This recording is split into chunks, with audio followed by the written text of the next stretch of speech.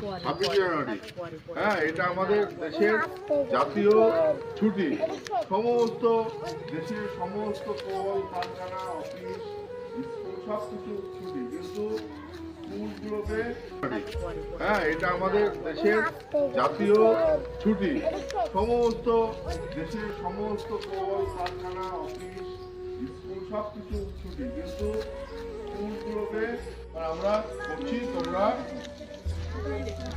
এবার করবে। হ্যাঁ, আমার সঙ্গে বলবে, আমি বলবো, বন্ধু বান্ধব সঞ্জীব বলবে, তোমরা বলবে, ঠিক আছে? বলতে মাতাম করবে।